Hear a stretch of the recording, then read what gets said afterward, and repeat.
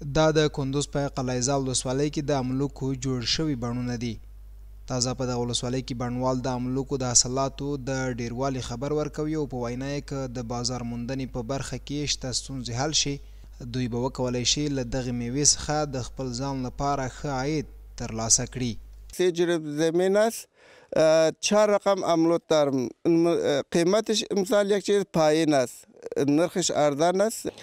خواست ما از دولت، از امارات همی است که برای ما سدخانه جور کنه، داور توزیع کنه، از ما مردم حمایت کنه، درباره شاخوبری باغداری معلومات کافی را با ما مردم اشتراک کنه. له دې سره د قلعه‌زال ولسوالۍ د کرنې مسؤلین هم سږکال په یاده ولسوالۍ کې د املوکو حاصلات تیر کال ته په کتو ډیر ښه او زیاتوي چې هڅه یې دا ده تر څو دغه ولسوالۍ کې د بڼوالو شته ټولې ستونزې حل کړي.